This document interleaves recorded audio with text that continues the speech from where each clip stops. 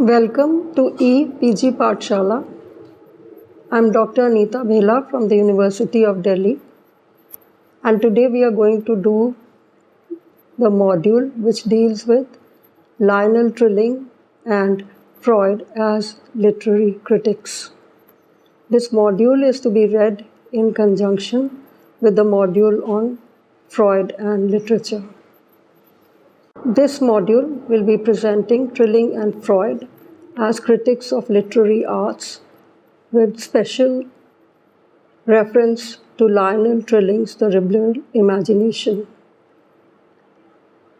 This module will also look at the background to Freud and literature. Lionel Trilling lived from 1905 to 1975, was an American literary critic. He married Diana Rubin in 1929, and both Trilling and Diana Rubin were members of the New York Intellectuals. Trilling's important works include The Liberal Imagination, written in 1950 and considered perhaps his major contribution to criticism, Freud and the Crisis of Our Culture, The Opposing Self, written in 1955, Beyond Culture, written in 1965, Mind in the Modern World, written in 1972, Sincerity and Authenticity in 1972. Trilling was a self-claimed liberal or democratic socialist. He defines the task of a critic for us. He says, "The job of criticism would seem to be then to recall liberalism to its first essential imagination of variousness and possibility, which implies the awareness of complexity and difficulty. To the carrying out of the job of criticizing the liberal imagination, literature has a unique relevance, not merely because so much of modern literature has explicitly directed itself upon politics, but more importantly, because literature is the human activity that takes the fullest and most precise account of variousness, possibility, complexity, and difficulty." Trilling belongs, along with Edmund Wilson, to the critics of culture, in particular American culture. He's often concerned about questions of pedagogy, questions of psychology and self-definition, which are only remotely related to literature.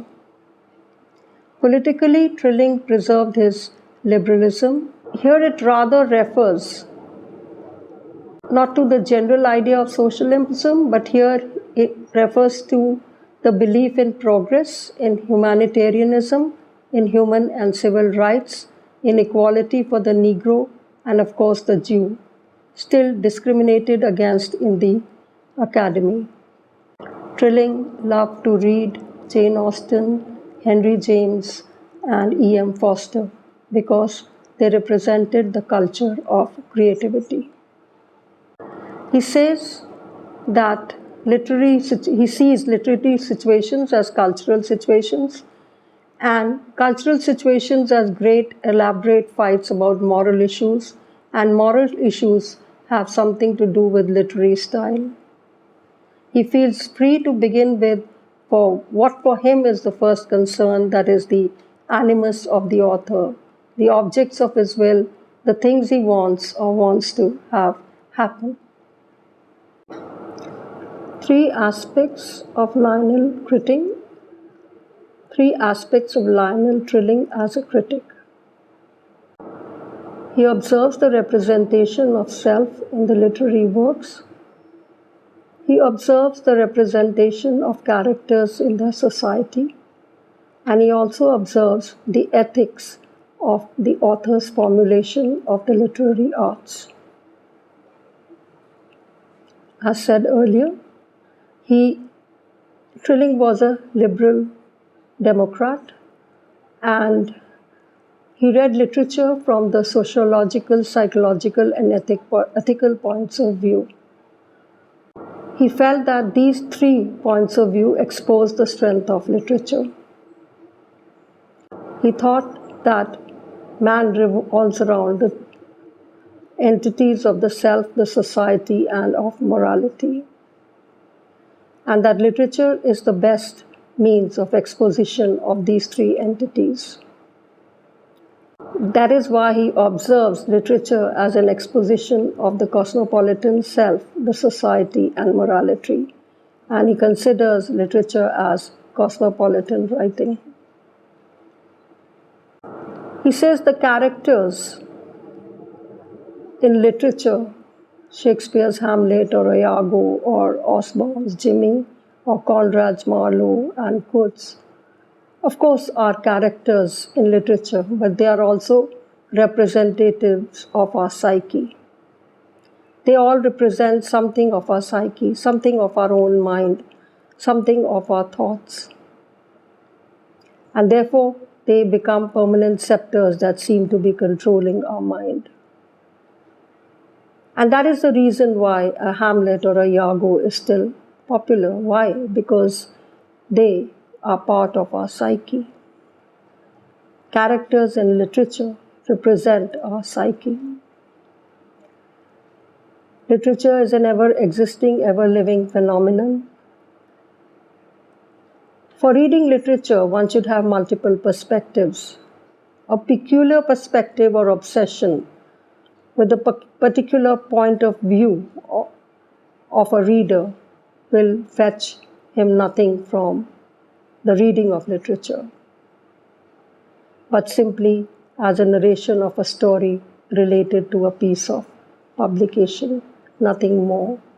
So the reader should avoid bringing any preconceived notions or ideas or points of view to the reading of literature if he or she wants to gain maximum from the reading of literature. Trilling tries to look for a link between the political ideas of the educated class and the deep places of the imagination in literature. His concept of the liberal imagination exemplifies this link. In his own words, in literature, as in our personal lives, there seems to be a debate between the heroic and the anti-heroic principal world.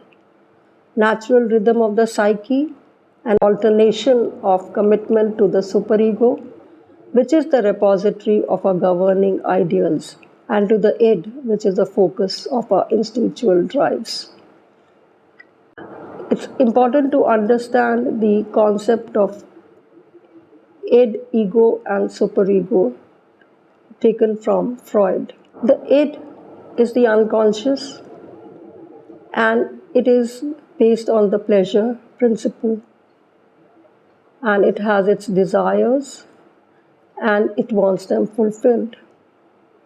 The superego is that which tries to see the acceptance of those desires by society, by what is considered moral, and what is considered good or bad by the self.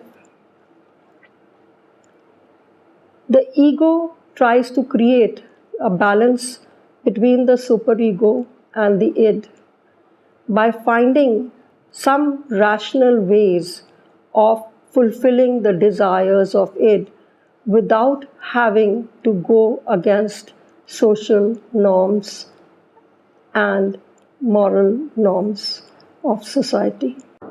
Lionel Trilling, as a critic, tries to always concentrate on what role the writer is going to play, and he always concerns himself with the responsibility of the author. Sigmund Freud has been a great influence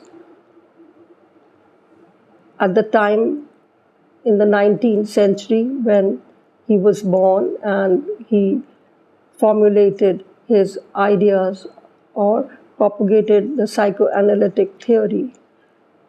His ideas are still popular even today, although people do not agree with much that he said. Lived from 1856 to 1939.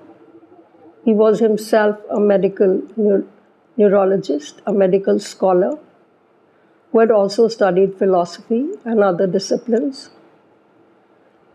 And he always tried to understand the causes of human activities and the forces behind those activities. He came up with a number of theories, the theory of instinct and the theory of dreams. His theory of dreams is well known, and he also came out with the theory of the mind and the theory of sex. In his theory of dreams, he tells us how dreams are, in a way, a means by which the self-fulfilled desires, although they may come in different distorted forms, but the origin of these dreams is the repressed desires of the individual. He also coined many words like the Oedipus complex, the Electra complex, slip of the tongue, pen, and above all, the concept of defense mechanisms. The results of reading works are because of all his intellectual attempts and experimentations, Freud is regarded as the father of psychoanalysis. In fact, he treated his patients, especially neurotic patients, by asking them to discuss everything that had happened to them and try to find causes of what could have resulted in their neurosis.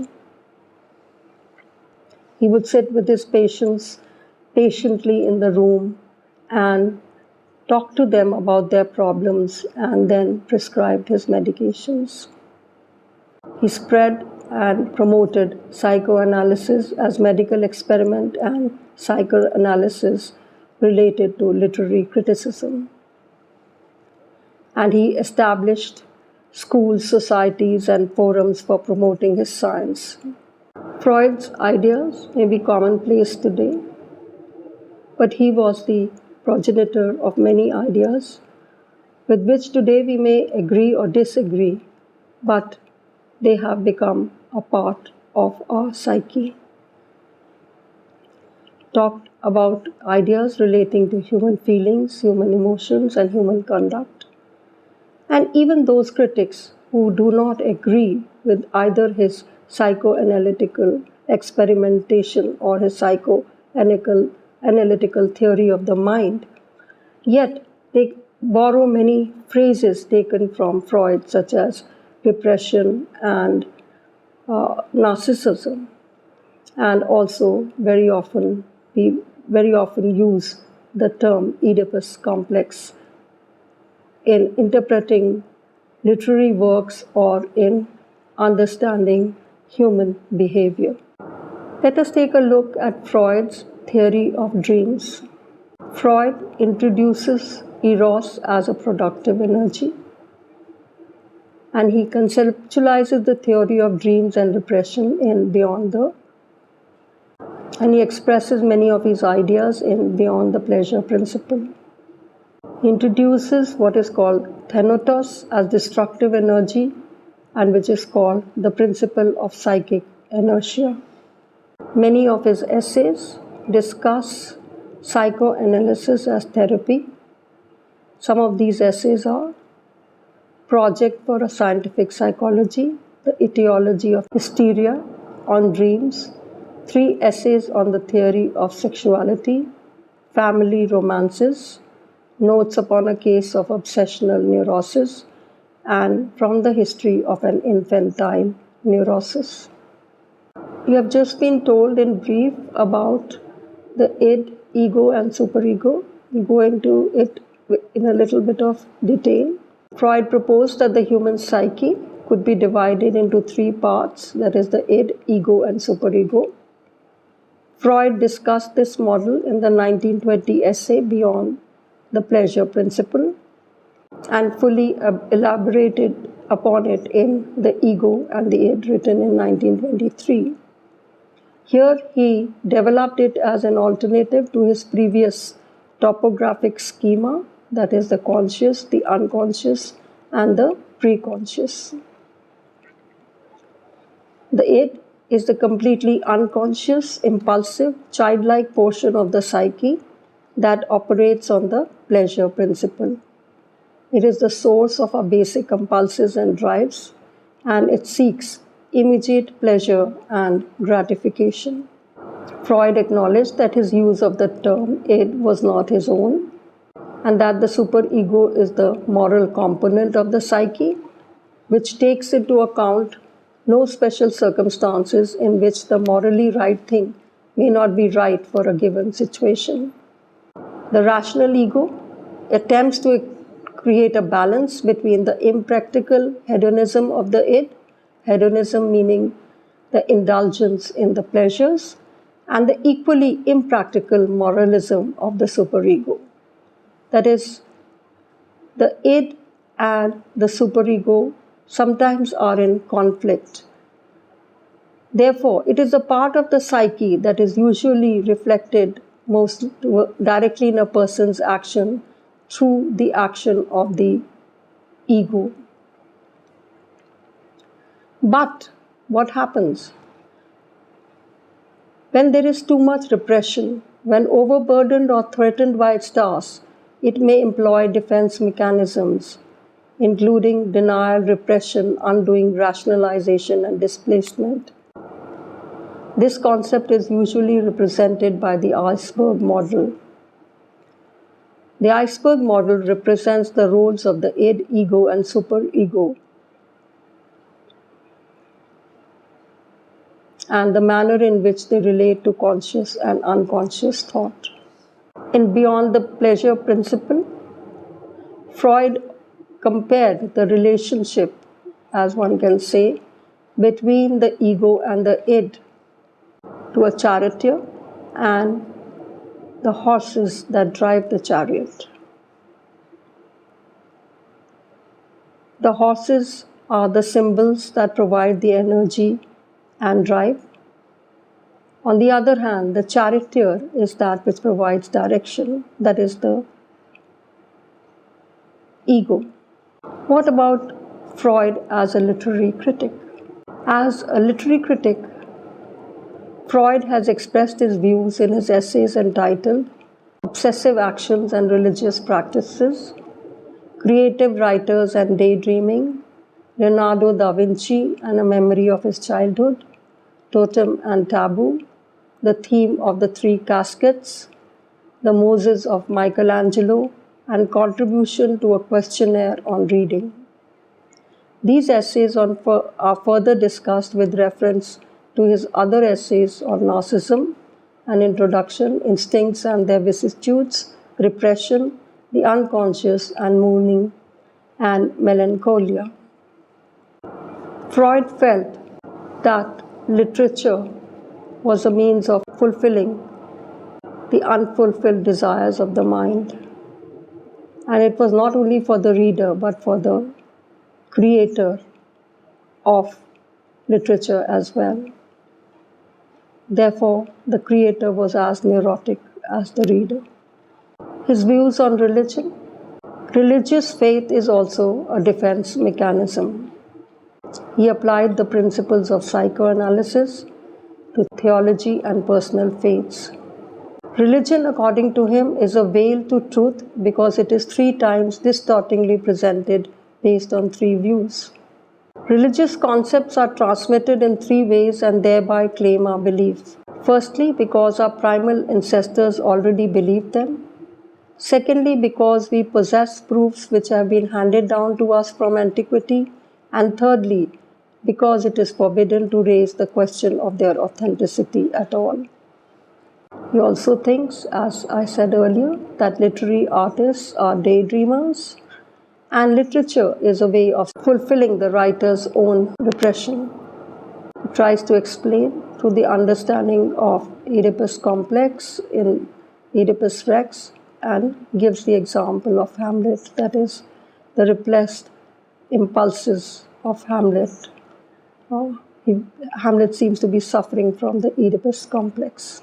Freud felt that psychoanalysis could equate pure medical sciences. He talks about female sexuality and the passive nature of the female. Freud was a versatile genius, so to say, because he did not confine himself only to the suffering of men and women that he treated. He tried to apply his principles of the psychoanalytic theory to virtually to all disciplines, to mythology, religion, politics, culture, education, law, and even prehistory. Lionel Trilling's essay, Freud and Literature, was first published in J.C. Ransom's edited journal, The Kenyan Review, in 1940. Then it was republished in Horizon in 1947. And then it was collected in Trilling's book, The Liberal Imagination, Essays on Literature and Society, which were published in 1950. Freud and Literature, and Freud and Romanticism.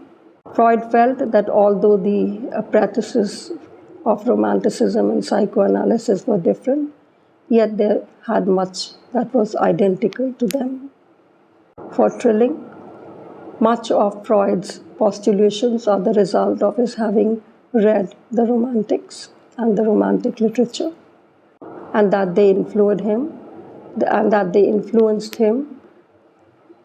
The subject of both the theory rests on perceptions received by him. Freud and Literature also informs us that an author's intention or motive cannot tell about everything related to his art. That is, we must look to other things as well. Trilling's psychological perspective to the literary art inspired him to trace psychological principles of life in literature that existed even before Freud formulated his theories. In his Freud and Literature, Lionel Trilling criticizes extremist perspectives to literary arts and conceptualizes the theory of the liberal imagination as a creative force to reading and writing literature. Let us sum up. Today we have studied about Lionel Trilling as a literary critic, and we have also studied Freud's psychoanalysis and his theories of understanding the psyche. Freud, we know, was a medical neurologist, and he tried to understand the sufferings of his patients and tried to ameliorate their suffering through psychoanalysis. However, he tried to apply his psychoanalytical theories to almost all disciplines, even to literature and religion. He propounded his theory of the id, the ego, and the superego, which deal with the concept of the repressed desires, the norms of morality and society, and how the individual tries to create a balance, and that is done by the ego.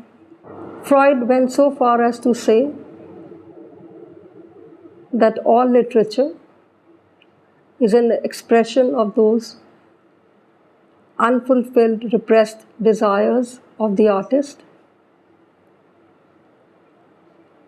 and the reader finds fulfillment of her own repressed desires through the reading of literature. He also said that religion was also a way of trying to fulfill all those desires, and that it had no value in itself.